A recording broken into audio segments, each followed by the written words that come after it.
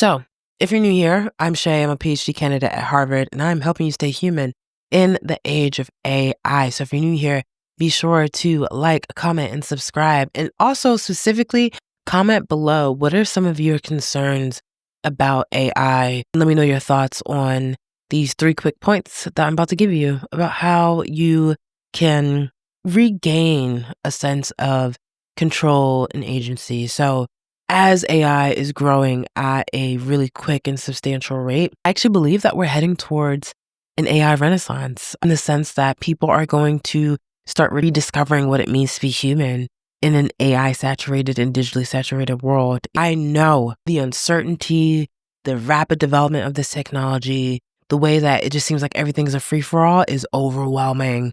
And as someone who is very solutions oriented, as someone who is a bit of a fixer, I want to let's focus on fixing these things. I hope this can help you feel like, yes, I can decide what my future is going to look like for my community and to get in a proactive stance and not just reactive, because yes, the new AI economy is something that we're all trying to figure out. So I just want to acknowledge that. Okay, so 3 quick things. Reading off of my daylight computer. So that's why I'm going to be looking down a little bit. First thing, I want you to throw yourself into your most human work. So when I talk about this AI renaissance, I believe people are about to produce some of the greatest music, literature, film of our generation. Because people are rediscovering human agency, people are rediscovering human emotions. We want to really grasp what it means to be human and to experience things unique to the human experience. And because of that, I feel like so many more people are like in their creative bag, in their creative tools. So I just really want you to lean into your unique experiences, your unique memories, the things that make you you. There's so many great content creators and filmmakers and writers and people where I'm just like, your mind is so beautiful. Your mind is so unique. The way you make connections between things, the way that you invoke certain experiences and memories, it's so beautiful and it's so unique to you. And I just want you to lean into that, to let your creative self really take over that process. And I think because we're seeing so much volume coming out due to AI, it's like, people are just like, produce more AI music, produce more, AI content, produce more AI film. And it's like, no, I want you to take your time and produce quality, something to come out of you that is so uniquely you that it would be preposterous for someone to try to replicate it. Like, you know what I mean? Like, that's how much I really want you to lean to what's coming. And, you have your own sense of taste. You have your own sense of curation. You have your own sense of perspective. You have your own lived experience. And I just really want you to lean into that. Close this out. I just want you to, it doesn't have to be perfect. I record YouTube videos from my phone. I record YouTube videos from my laptop. Like, I just be yapping on the internet, and it's something that I feel so strongly about, that it doesn't have to be perfect. Imagine if I waited till I got a $600 camera to start recording. You guys would have never gotten critical thinking in the age of AI when it came out, so just lean into the messy, just start. So yeah, don't try to compete with AI on volume or speed. Instead, compete in terms of quality and uniqueness of your experiences. Okay, number 2.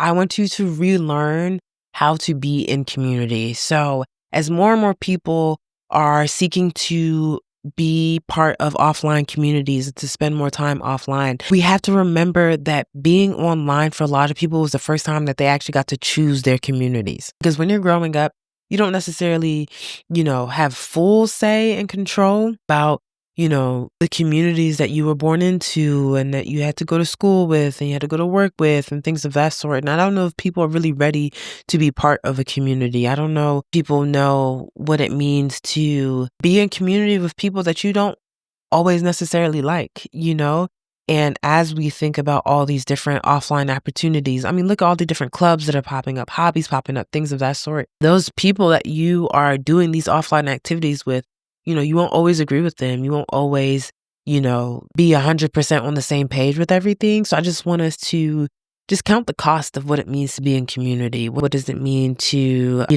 be the kind of person that can give as much as they can receive?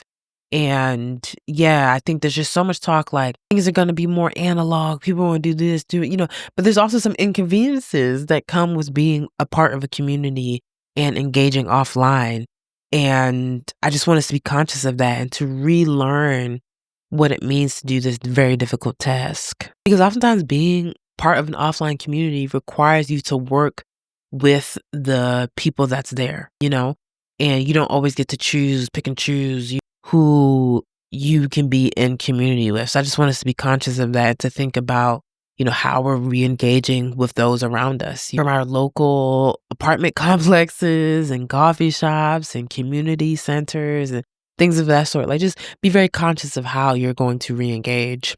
Because you always hear the phrase, everyone wants a village, but not everybody wants to be a villager. Because being a villager means sometimes you have to learn how to disagree without being disagreeable. Being a villager means that you have to carry more nuance and complexity. Being a villager is all about negotiating and learning how to exist within different quirks and personalities and things of that sort. So once again, long-winded way of just saying, like, I think as we are very, concerned about what's real and not real online, let's also make sure that we learn how to be real offline, how to be a person in relationship to a wide variety of different people. And I want us to just be honest about where we're at and how we can start to rethink how we will contribute to communities. So let's just focus on building and maintaining those beautiful offline connections as much as we do the online connections. The third thing I want you to do is to document your process. So people want to know how you're making what you're making, because what we see right now is a lot of final products and we don't see the process of creating those products.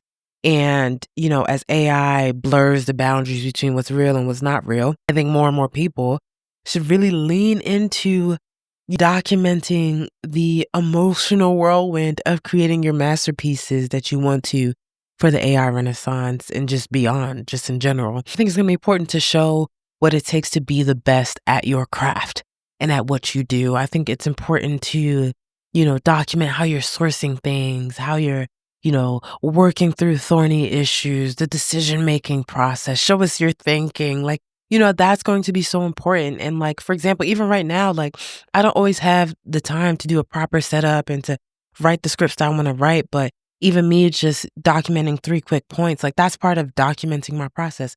And I want to say this, when I say document your process, that doesn't mean you have to share it right away. You can wait till you win the Nobel Prize in Literature and then you can show it to us. I just want us to be comfortable and remind ourselves to document and archive our lived experiences. Because as there's so much data that we're producing that's being taken from us, that's being, recorded on us, I want us to keep some things for ourselves, keep some things for our future generations, to write some things down. And not everything has to be shared. Because I think in the age of social media, it was, the more I share, the more connection I get, the more opportunities I get and things of that sort. And everything is open source. Everything's open, open, open, open. I believe in the age of AI, we're going to see a closing. We're going to see more and more people keep things to themselves because it's so easy to access things. It's so easy to get things. And I want you to feel like you can keep parts of your genius and parts of your process and parts of your intellectual property to yourself. You don't have to share everything. Document everything, but you don't have to share everything. Because once again, in the age of social media, we've been trained to give everything away. Just give it away, quick, give it away. And I think there's a beauty to keeping certain things private and analog and to yourself and archived that is going to be so valuable in the future as future generations get to witness this once in a generation paradigm shift that we're all going through right now. AI is changing everything about the way we live, the way we work, the way we are. And we'll need a historical record, obviously, at one point, but keep your own personal histories. You're experiencing this once in a generation paradigm shift as well. And I just want you to have a say in how people remember this time period. Okay. I hope these 3 things empower you to, design your life around the changes that are happening and to feel like you can regain some sense of control in the midst of everything we can't control. And yeah, those are the 3 things. So just going over them one last time, make sure we're all on the same page. So number 1, I want you to make your most human work possible. Number 2, I want you to rebuild the muscles of real community. And number 3, I want you to document your process and protect what matters to you. So yes, as this AI renaissance is coming, I want you to lean into imperfection. Even me making this video, despite how nervous I am and, I'm not doing it the way the YouTubers are doing it. I don't have the technology. I don't have this, oh my gosh, why is it every time I'm not feeling well and all this other stuff, that's the video that goes viral and stuff like that. A million things that are running through my head. But, I've always said what I need to say is more important than how I look or how I feel. And I hope with more yapping videos like this, you can be encouraged and just have a little bit more agency. So yeah, comment below how you're preparing for the AI renaissance. I mean, it's already here. People have been, we're just seeing the expansion of a trend since 2020 that's really been unfolding. But the advent of generative AI really just accelerated some of these trends. So yeah, just comment below what you're working on, how you're leaning into your unique human element during this time period. And don't forget to subscribe. Talk a lot about AI from a humanistic perspective. I do so much research on the AI industry, and I share those insights and research on my newsletter. So be sure to subscribe to my newsletter. Do not let the algorithm decide whether or not you stay informed about how AI is shaping our lives, our work, our ways of connecting with one another. Be sure to subscribe to my newsletter and stay connected. Subscribe to this YouTube channel. Share this video with someone who needs a little bit of hope. Optimism is not for everybody. I get it. I have a healthy level of skepticism, but I still have hope. Be sure to stay human. Be sure to subscribe. And yeah, until the next video. See ya.